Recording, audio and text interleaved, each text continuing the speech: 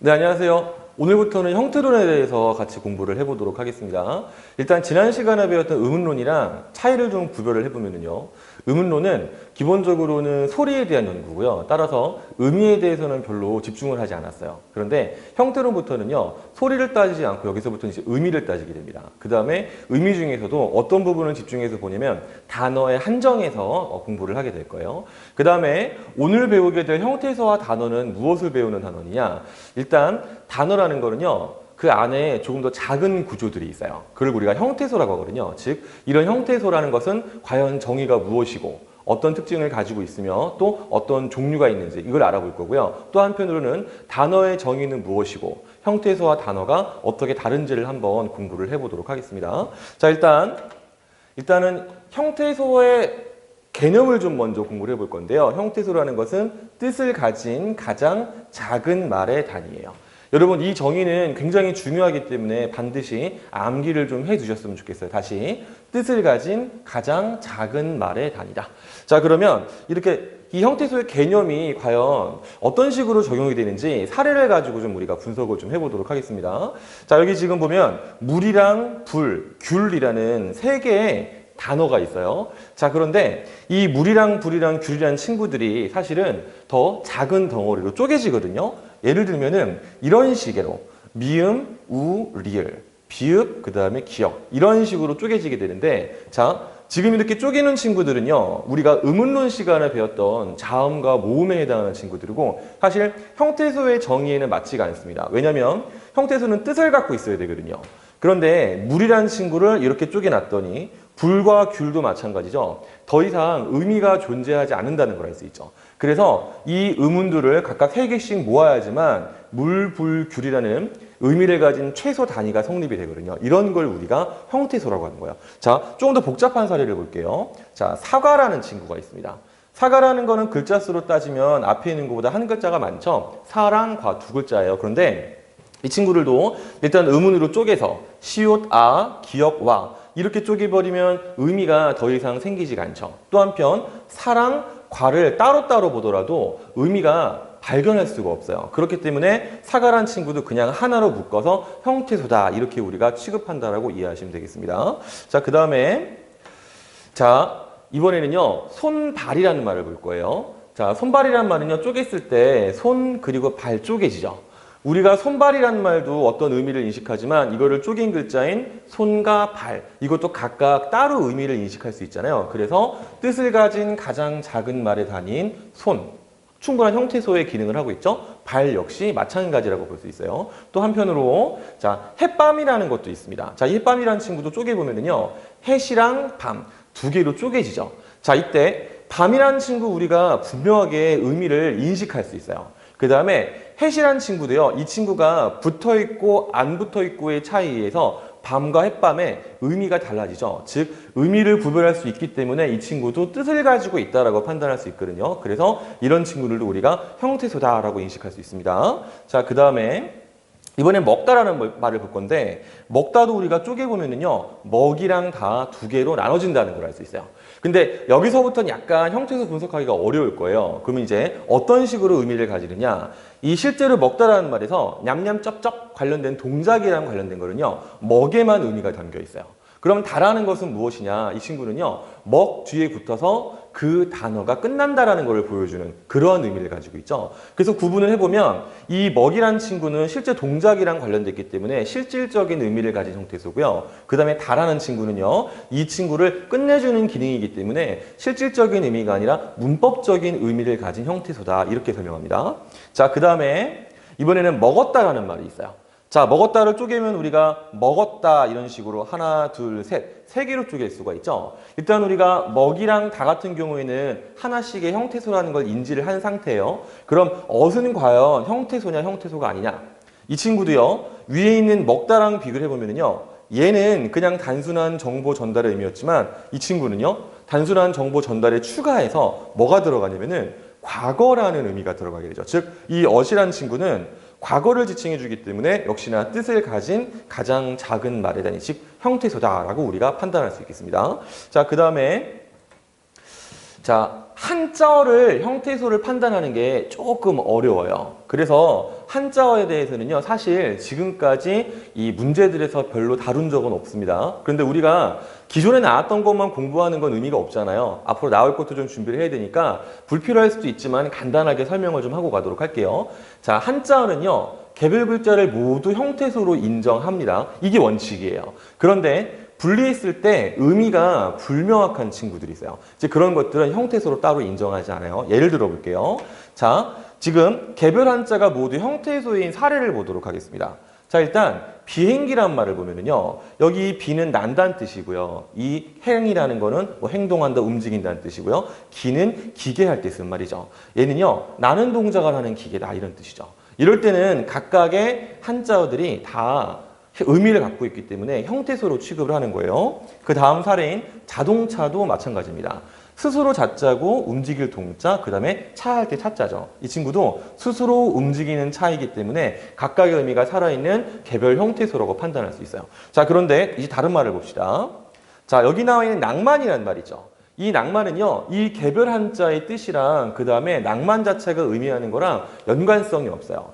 이거는 애초에 어떻게 된 것이냐, 외국말을요, 번역을 하다가 그냥 그 말을 따라서 만든, 예를 들어서 여기 있는 이 낭과 만자라는 거는 사실은 의미를 갖고 쓴 것이 아니라 그냥 소리를 흉내낸 거예요. 그렇기 때문에 여기서는 이것을 따로 구분해서 형태소로 판단할 수가 없습니다. 그 다음에 또 불란서란 말도 마찬가지죠. 이거는 프랑스라는 말을 번역을 하면서 중국에 있는 한자 소리를 그냥 빌려서 표시한 거기 때문에 각각의 의미가 사실은 아무것도 소용이 없어요. 이런 것도 우리가 개별 형태소로 인정할 수가 없는 부분들이에요. 자, 예를 두 개를 더 보겠습니다. 이승우는 선생님 이름이죠. 각각의 다 뜻이 있긴 하지만 사실 이 세 글자가 모여야지만 나를 지칭하기 때문에 여기서도 이걸 쪼개볼 수가 없어요. 이것도 마찬가지겠죠. 자, 이렇게 이제 우리가 형태소를 구분하는 걸 봤는데 다시 말하지만 한자어에 대해서는 일반적으로 물어보거나 하진 않아요. 그러나 그냥 참고사항으로 같이 알아뒀으면 좋겠습니다. 자, 그 다음에 이번에는 단어의 뜻을 보도록 할게요. 자, 단어라는 것은 의미를 가지고 자립할 수 있는 최소의 단위예요. 자, 우리가 아까 형태소랑 정의가 조금은 다르죠. 아까는 의미를 가지고 있는 최소 단위였어요. 형태소는 그런 정의였는데 얘는요, 중요한 조건 하나가 추가됐습니다. 여기 보시면 자립할 수 있는 이란 말 나와 있죠. 그래서 자립이 되는 것만이 단어이고요. 자립이 되지 않으면 그것은 단어로 인정하지 않는 거예요. 그 다음에 또 중요한 게 뭐가 있냐면 분리되는 말이라는 게 있습니다. 이 분리에서의 기준은 바로 뭐냐면요, 어떤 말들이 붙어 있을 때 그 말을 떼버려도 나머지 것이 충분히 자립성을 가질 수 있는 경우, 그럴 때 이렇게 분리되는 것을 우리가 단어라고 하고요. 만약에 그 친구를 분리했을 때 나머지 말이 자립성을 가지지 못한다면 이것은 분리될 수 없는 것으로 우리가 판단을 해요. 어쨌든 여러분들 자세한 것은 사례를 통해 다시 보도록 하고, 이 단어의 정의도 굉장히 중요한 거기 때문에 암기를 좀 하고 넘어가도록 하겠습니다. 한 번만 읽어볼게요. 의미를 가지고 자립할 수 있는 최소의 단위 또는 분리되는 말, 이것이 바로 단어의 정의다. 자, 그러면 이제 예를 보겠습니다. 일단 그는 집에 있다라는 문장이 있어요. 이걸 우리가 한 두세 덩어리로 쪼개봐라 라고 하면 일단은요, 여기 끊어읽기, 띄어쓰기의 단위로 세 가지로 우리가 구분할 수 있죠. 그는, 그 다음에 집에, 그 다음에 있다, 이런 식으로. 근데 얘들을 더 잘게 쪼갤 수가 있어요. 잘 보시면 그하고 는, 집하고 에, 있다, 이런 식으로 끊어지죠. 자, 일단 여기 나와 있는요, 이 그라는 친구, 그 다음에 집, 이 친구는요, 그냥 혼자 써도 충분히 어색하지 않은 말들입니다. 너 어디 가니? 집. 너 그랑 그녀 중에 누가 마음에 들어? 그. 이런 식으로 각각 대답을 할 수 있죠. 자립성이 있는 친구들이에요. 그런데 여기 있는 는이랑 그 다음에 에, 이 친구는요, 사실 혼자서는 자립을 할 수가 없어요. 그런데 우리 아까 정의 중에서 분리되는 말이라는 거 기억나죠? 그죠? 여기서 그는이라는 말이 있을 때 는을 빼버려도 그의 자립성은 훼손되지 않습니다. 그 다음에 집이라는 말에서 애를 날려버려도 집이라는 말의 자립성은 훼손되지 않아요. 그래서 쉽게 분리되는 말이기 때문에 이 두 친구 역시 뭐라고 하냐면은 단어다라고 이야기하는 거예요. 그리고 이런 식으로 분리되는 말은 나중에 배울 거지만 조사라는 다른 명칭을 가지고 우리가 부르게 될 거예요. 자, 그런데 좀 특이한 단어 있다라는 게 있습니다. 자, 있다라는 거 우리가 형태소로 분리하면은요, 이, 그 다음에 다, 이렇게 두 가지로 분리가 되거든요. 그런데 이 친구는 분리는 되기는 되는데 여기 뒤에 있는 다 있죠. 얘를요 날려버릴 수가 없어요. 예를 들어서 얘를 빼버리면요 그는 집에 굉장히 어색해지죠. 즉, 이 친구는 분리성이 없기 때문에 애초에 단어의 고려 대상이 되지 않습니다. 즉, 그래서 이 단어는 서로 떨어질 수가 없어요. 그래서 한 대에 묶어서 그냥 하나의 단어로 취급을 한다라고 이해하시면 되겠습니다. 이 부분이 조금 처음에 헷갈릴 수 있는데 우리가 몇 개의 사례들을 분석을 해보면 금방 익숙해질 겁니다. 자, 그 다음에 이번에는요, 우리 형태소와 단어를 분석하는 연습을 같이 한번 해볼 거예요. 자, 일단은 집에 간다라는 예문이 있습니다. 일단 형태소로 분석해 보면요, 우리가 단어들을 다 쪼개가지고요, 혹은 말들을 다 쪼개서 의미가 살아있는 부분까지 계속 잘게 쪼개보면 되거든요. 그럼 일단 집에 간다 해서 집이란 말을 한번 봅시다. 이거 자체로 일단 훌륭한 의미를 가지고 있죠. 그 다음에 애라는 것은 집에서 떼버려도 이 집에 자립성이 훼손되지 않지, 그러니까 쉽게 분리가 되는 조사인 애다, 이렇게 할 수 있겠죠. 그 다음에 간다라는 것은 동작으로 생각하면 이렇게 가는 거예요. 자, 그런데 실제 간다라는 말이 우리가 기본형을 연상할 수가 있죠. 이런 식으로 끝에가 다로 끝나는 말들은요, 다 기본형이라는 게 있어요. 이건 우리가 직관적으로 만들 수 있는 말들입니다. 간다의 기본형은 가다, 이런 식으로 되겠죠. 그럼 가다라는 말에서 실제로 동작이랑 관련된 부분은 가라는 걸 일단 알 수가 있고요. 그 다음에 이 다라는 친구도 우리가 아까 배웠듯이 이 말을 끝내주는 역할을 하는 그런 의미를 갖고 있었죠. 그렇기 때문에 개별 형태소라고 볼 수 있어요. 자, 그러면 뭐가 남아있냐면요, 니은이라는 친구가 하나 남아있어요. 그럼 이 니은이라는 친구가 들어있고 혹은 빠졌을 때 의미상 어떻게 다른지 판단해보면요, 보세요. 가다는 그냥 말 그대로 가다라는 기본적인 단어예요. 그런데 간다라고 해서 니은을 추가하는 순간 현재형의 의미를 가지게 되죠. 그래서 우리가 이 니은도 하나의 개별 형태소로 우리가 인정을 해서 형태소다라고 이렇게 정의를 할 수가 있습니다. 그 다음에 이제 단어로 우리가 구분을 해보면요, 집에라는 거, 자, 집 자체도요, 아까 똑같은 설명이죠. 자립할 수 있는 말이고요, 애가 분리가 되기 때문에 단어예요. 자, 그런데 간다라는 말은요, 여기서 가라는 말이랑 다라는 말이랑 니은 이런 것들이 다 따로따로 존재할 수가 없고 한 대 묶어야지만 어떤 기능을 할 수가 있죠. 그래서 하나로 묶어서 간다, 이런 식으로 우리가 분석을 할 수가 있겠습니다. 자, 그 다음에 두 번째 예문. 자, 아름다운 우리 강산을 맑고 깨끗하게 라는 말에서 좀 길어졌습니다. 일단 형태소 분석을 할 건데 아름다운이라는 말을 먼저 분석을 해볼 거예요. 자, 이런 식의 말들, 모양이 변하는 말들은 여러분들이 제일 먼저 하셔야 될 게 기본형을 만드는 거예요. 아까도 얘기를 했었죠. 그럼 이 아름다운의 기본형은 뭐냐면은 아름답다, 이런 식으로 우리가 생각할 수 있겠죠. 그럼 아름답다에서 다를 떼버리면 남는 부분이 아름답이고, 이 부분이 바로 아름답다라는 말에서 실제 뷰티라는 의미를 담당하는 부분이죠. 그래서 모양상으로는 조금 다르지만 아름하고서 답, 여기까지가 일단은 하나의 형태소다라고 우리가 판단할 수 있어요. 자, 그 다음에 그러면 선생님, 아름다운이랑 아름답을 보면은요, 이게 모양이 조금 다른데요, 이건 어떻게 해야 됩니까? 자, 이거에 대해서는요, 지금은 설명은 조금 복잡한 부분이기 때문에 일단 여러분들은 간단하게 이렇게 기억을 하시면 되겠습니다. 이 아름답 같은 말 뒤에요, 뭐가 붙냐면 니은이라는 말이 붙으면, 참고로 이 니은이 지금 뒤에 있는 강산을, 우리 강산을 꾸며줄 수 있게 만드는 기능을 하잖아요. 그런 식으로 니은이 오면은 이 비읍이 우라는 소리로 바뀌게 돼요. 그냥 이렇게만 알고 넘어가도 되겠습니다. 그래서 아름답 니은까지 나왔고요. 우리는 우리 나름대로 또 더 이상 자를 수가 없는 요 자체로 하나의 의미를 가지고 있죠. 그 다음에 강산을 보면은요, 자, 강은 강대로의 의미를 가지고 있고요, 산은 산대로의 의미, 그 다음에 을은 또 을대로의 의미를 가지고 있죠. 이 을이라는 친구가 목적어라는 뜻을 보여주는 그런 말이잖아요. 하나의 형태소가 되겠고요. 근데 맑고라는 말도요, 원래는 막다라는 기본형에서 출발한 말이죠. 그래서 일단은 막, 그 다음에 연결형인 고라는 말을 쓰고요. 그 다음에 깨끗하게라는 말은 원래 깨끗하다라는 말에서 온 말이죠. 그 중에서 실제로 클린의 의미를 담당하는 부분은 깨끗까지예요. 그래서 깨, 그 다음에 끝, 이렇게 쓰고요. 그 다음에 뒤에 하게는 원래 하다라는 말인데, 하라는 게 어떤 역할을 하냐면요, 이 깨끗이란 말이 붙어서 얘를 형용사로 지금 바꿔주는 역할을 합니다. 나중에 배우겠지만 우리가 이런 친구를 접사라고 해요. 그 다음에 개라는 친구는요. 자, 깨끗하다와 깨끗하게가 의미가 살짝 다르고 쓰임이 다르죠. 그런 식으로 모양을 바꿨을 때 의미나 기능적인 변별 요소가 생기면 하나의 형태소로 인정을 하거든요. 그래서 여기서 이 개도 하나의 형태소다 이렇게 인식할 수 있겠습니다. 자, 그러면 여기서 단어는 어떻게 구분하느냐? 단어는 아까 말했지만 자립성을 따진다 그랬어요. 자, 지금 이게 너무 칸이 작아서 선생님이 쓰기가 좀 힘드니까 요거는 지우고요. 여기 예문에다가 직접 선생님이 표시를 해가지고 보여주도록 할게요.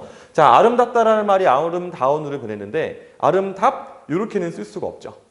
아름다운이라고 모아놔야지만 뒤에 우리 강사들을 꾸밀 수 있기 때문에 일단 여기서 단어가 하나가 구분되는 거예요. 그 다음에 우리라는 친구 자립성을 가지고 있고요. 그 다음에 자, 강도 자립성이 있고 산도 자립성이 있어요. 그런데 문제는 뭐냐면 이 두 개가 합쳐지면서 단순하게 그냥 강과 산만 의미하는 것이 아니라 자연을 의미하는 말로 의미가 살짝 바뀌었죠. 그런 경우엔 두 개가 하나로 합쳐져서 새로운 단어가 형성되었다고 판단합니다. 그래서 강산 요거를 그냥 하나의 단어로 취급하는 거예요. 그 다음에 을이란 친구는 강산에서 쉽게 분리가 되기 때문에 또 하나의 단어로 취급을 하고요. 그리고 맑고 이 친구는요, 막다라는 말에서 온 건데 막 이렇게만 사용할 수가 없죠. 그래서 맑고를 모아서 하나의 단어. 그 다음에 깨끗하게도요. 우리는 깨끗이라는 말을 딱 들었을 때 의미를 분명히 인지할 수는 있지만 깨끗이라는 말을 혼자 쓰진 않아요. 예를 들어서 이 방 상태가 좀 어떠니? 응, 내 방 깨끗. 이렇게 하지는 않죠. 그죠? 깨끗해 라고 끝말을 붙여줘야 되잖아요. 그래서 이 뒤에 있는 깨끗하게가 모두 하나의 단어다. 그래서 하나, 둘, 셋, 넷, 다섯, 여섯 이런 식으로 분리가 된다라고 우리가 이해할 수 있겠습니다. 자, 그러면 이번에는요. 형태소의 종류에 대해서 알아볼 거예요. 자, 우리가 지금 형태소의 정의랑 단어의 정의랑 그냥 두 개를 구분하는 훈련을 했는데 이번 강좌에서는 형태소 종류까지만 수업을 할 겁니다. 단어의 종류는 나중에 되게 복잡한 단어는 있기 때문에 형태소 종류까지만 일단 이해를 해볼 거예요. 자, 일단 이 물이라는 단어의 형태소를 분석하면 우리가 이 친구는요. 물 하나로 떨어지는 걸 알 수 있죠. 더 이상 쪼갤 수가 없죠. 그 다음에 햇밤이라는 친구를 우리가 구분을 하면요. 햇이라는 부분이랑 밤이라는 부분으로 쪼개지는 걸 알 수 있고요. 그 다음에 먹다는요. 먹과 다. 그 다음 먹히다는 먹과 희와 다 이런 식으로 구분되는 걸 알 수 있어요. 우리가 이렇게 구분할 수 있는 방법은 뭐냐면 먹다랑 먹히다가 의미가 다르니까 이때 이 희라는 친구가 의미를 변별하게 줬죠. 그죠? 그래서 어떤 기능을 갖고 있기 때문에 하나의 형태소라고 판단을 한 거예요. 자, 그러면 자, 얘들이 과연 어떤 종류이냐? 이 종류를 따질 때는 기준을 두 가지를 뒀습니다. 첫 번째 뭐냐면요. 실질적인 의미가 있느냐 없느냐 요거를 따져요. 그 다음에 또 하나는요. 이 친구가 과연 자립할 수 있느냐 없느냐 이거를 따집니다. 그래서 일단 물이라는 걸 분석을 해보면 이 물은요. 실질적으로도 의미를 가지고 있어요. 자신의 고유한 의미가 있고 또 혼자서 쓸 수 있는 자립성도 있어요. 즉 둘 다 충족하는 형태소라는 걸 알 수 있습니다. 그 다음에 햇이라는 걸 보면 이 친구는 실질적인 의미가 없어요. 왜냐면 잘 생각해 보세요. 자, 햇밤에서 밤 하면 뭔지 아는데 햇 요것만 해보세요. 햇. 이거는 우는 소리죠. 햇밤의 햇이랑 상관이 없죠. 즉, 이 햇이라는 친구는 혼자서는 의미가 완전하지 않고 이 뒤에 밤에 의존적인 성격이 있기 때문에 실질적인 의미가 없다라고 판단하는 거예요. 그리고 또 이 친구 또 혼자 사용하는 경우가 없거든요. 그래서 자립할 가능성이 없다 이렇게 판단합니다. 그럼 밤은요. 물이랑 똑같겠죠. 실질적 의미도 있고 그 다음에 자립의 가능성도 있는 말입니다. 그럼 이제 먹다의 먹은 과연 어떤 것이냐? 아까도 말했지만 이 친구는요. 실제로 먹이라는 부분이 냠냠쩝쩝이라는 동작 의미를 가지고 있어요. 그런데 이 친구는 혼자 사용할 수가 없죠. 너 뭐하니? 나 밥을 먹어. 이거는 이상하잖아요. 마치 화장실 갔다가 안 닦고 나온 느낌이죠. 좀 지저분했나요? 미안합니다. 자, 어쨌든 그렇기 때문에 이 친구는 특이하게 실질적인 의미는 있으나 자립할 수 없는 형태소다라는 걸 알 수 있죠. 그럼 다는 어떠냐? 이 친구도 먹이 의존적이기 때문에 이 친구도 실질적인 의미는 없어요. 단순하게 문법적인 의미만 가지고 있죠. 그리고 역시나 혼자 쓸 수가 없기 때문에 자립의 가능성이 없다. 이렇게 보면 되겠습니다. 자, 그 다음에 먹히다는요. 먹은 아까 했던 거니까 간략히 넘어가고요. 희를 봅시다.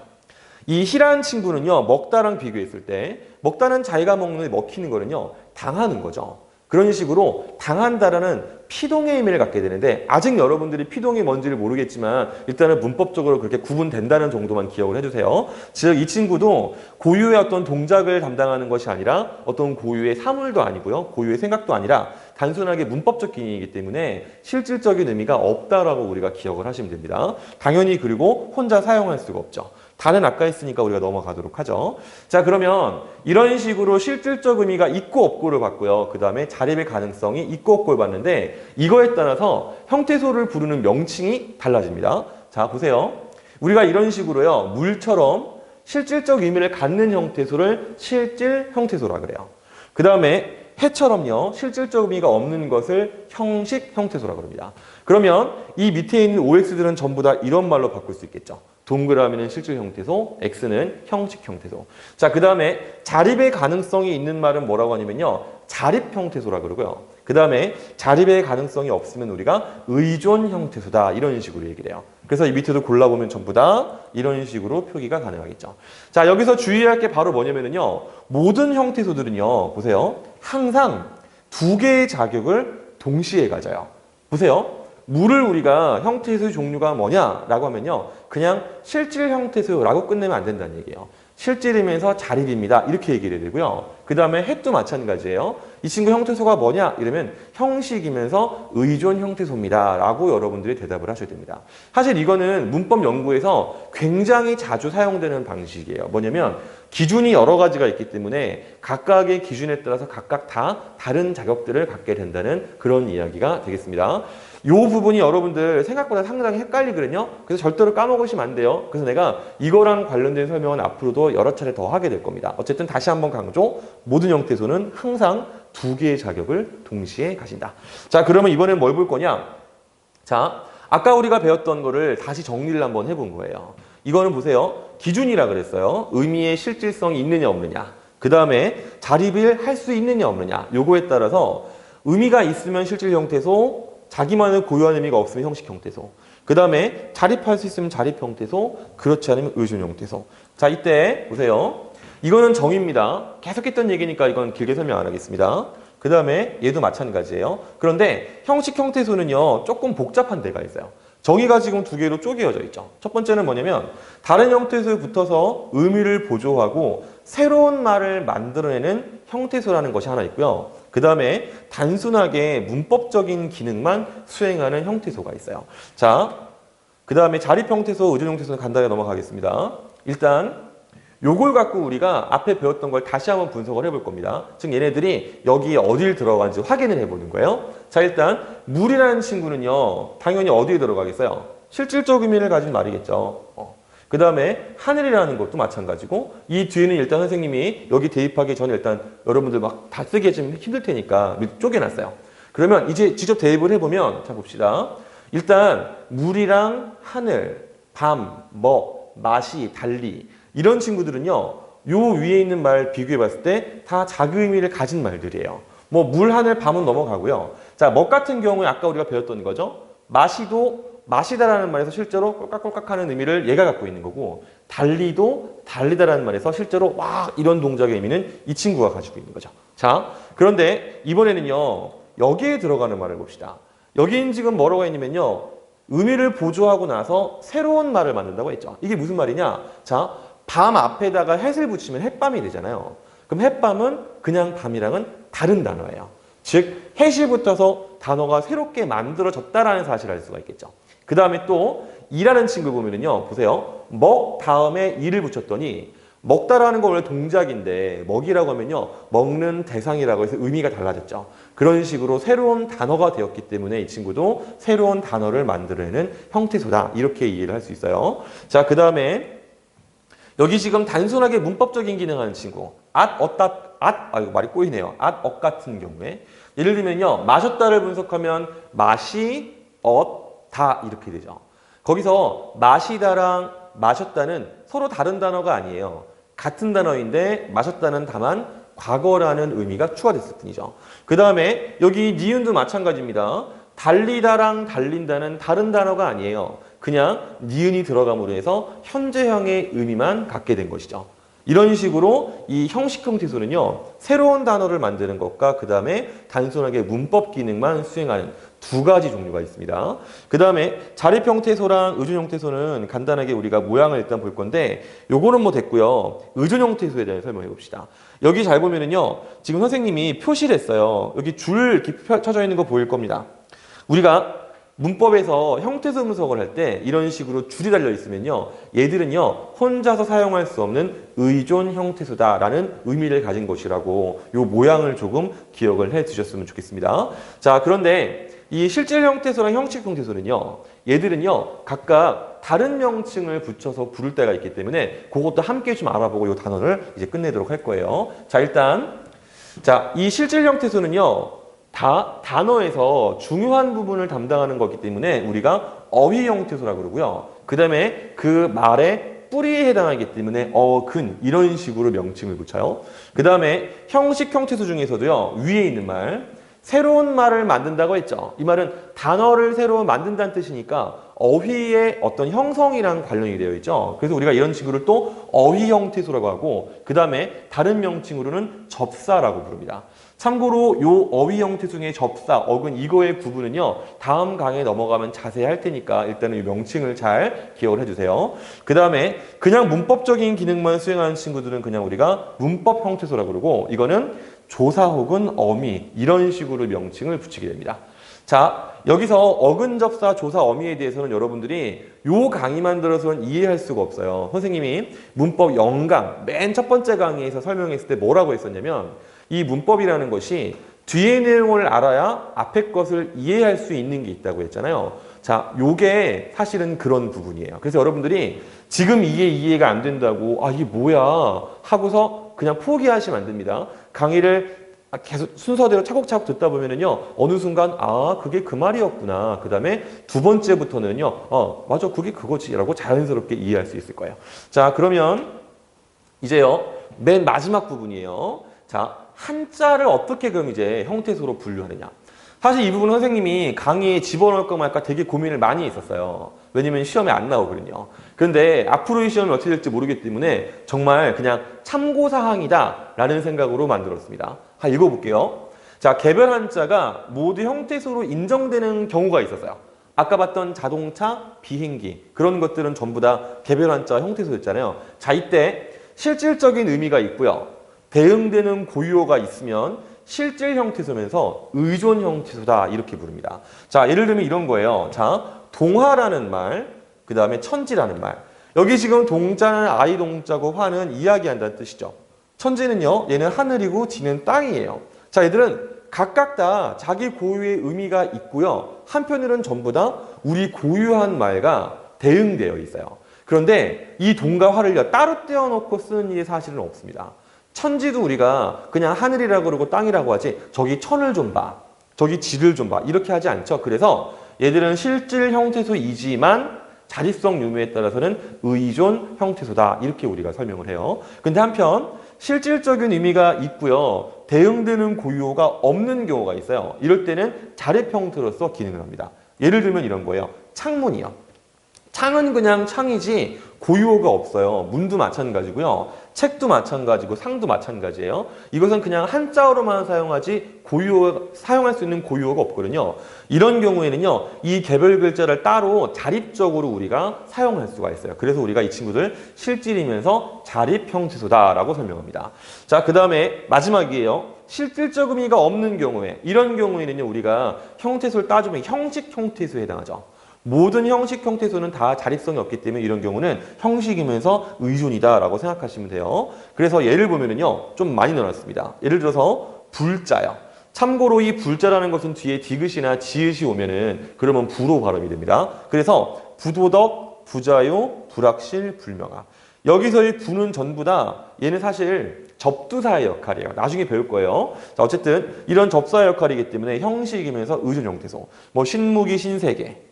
구시대 구건물, 노동자의 자, 과학자의 자, 가급적의 적, 기술적의 적. 이 친구들도 모두 마찬가지로 이 형식 형태소면서 의존 형태소라고 여러분들이 이해를 하시면 되겠습니다. 자, 그러면 선생님이 일찍 끝내준다 그러고 계속 뒤에 안 끝내고 있죠? 설명하려다 보면 계속 뭐가 튀어나와요. 진짜 딱 요것만 하고 이제 요 강의는 끝낼 거예요. 자, 형태소의 종류 분석 연습을 이제 해볼 건데요. 이건 선생님이 미리 끊어놨어요. 그래서 여러분들이 OX를 자기 맘대로 막 움직이는데 어이구 귀신 있나? 무섭네요. 다시. 자, 요 부분을 이제 다시 보면서 여기서 여러분들이 OX를 선생님이 칸 집을 때마다 O야 X야 이렇게 속으로 막 따라하면서 같이 보면 되겠습니다. 자, 일단 하늘이라는 말 이거 의미 가지고 있죠? 자립할 수 있어요. 그 다음에 이라는 친구는요. 이 친구는 특별하게 자기 고유의 의미는 없죠. 문법적 기능이겠죠. 그 다음에 자립할 수가 없어요. 그 다음에 이 친구는요. 그렇죠. 아주 어떤 수식의 의미를 가지고 있는 자기 고유의 의미가 있죠. 그 다음에 혼자 쓸 수 있는 말이고요. 이 친구는요. 자기 고유의 의미는 가지고 있지만 혼자서 자립할 수가 없는 의존 형태소죠. X고요. 이 친구는 형식 형태소면서 그 다음에 또 의존 형태소. 바람 이 친구는 실질 형태소면서 또 자립 형태소. 이 친구는 앞에 이랑 똑같은 거죠. 얘는 형식 형태소면서 또 한편으로 의존 형태소.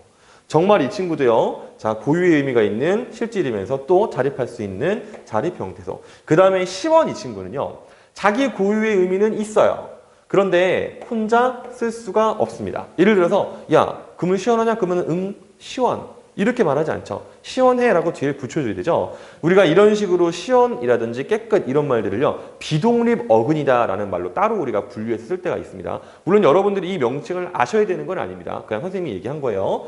그 다음에 하구나에서 여러분들 이거 오해할 수 있어요. 무슨 말이냐면은 이 하구나를 기본형으로 바꾸면 하다니까 그러면 공부를 하다 이렇게 되니까 선생님 이 친구는요. 동사 아닌가요? 이렇게 할 수 있는데 자 이 시원 같은 비독립 어근이나 혹은요 명사 뒤에 띄어쓰기가 없이 바로 갖다 붙는 하다 같은 말들 이런 경우에는요 동사로 처리하지 않고 접사로 처리합니다. 이거에 대해서 선생님이 파생어에 들어가면 자세하게 설명해 줄 거예요. 어쨌든 이런 식으로 띄어쓰기가 없는 케이스, 띄어쓰기가 없죠. 이럴 때는 얘는 접사하기 때문에 형식 형태소고 또 의존 형태소. 이 뒤는 정말로 그냥 고유의 의미가 없죠. 이런 식으로 정리를 할 수가 있겠습니다. 자. 지금 이제 강의를 들어봐서 알겠지만 일단 끝을 일단 펴놓읍시다. 뭐 좀 지울게요 이제. 형태소에 대해서 강의를 들어서 알겠지만 이게 자꾸 지 맘대로 올라가죠? 무섭네요. 실제로 형태소부터는 어려워요. 형태론이란 단어는 굉장히 어려운 부분이기 때문에 여러분들이 절대로 강의를 한 번 듣고서 완전하게 이해해야겠다라는 욕심을 부리시면 안 됩니다.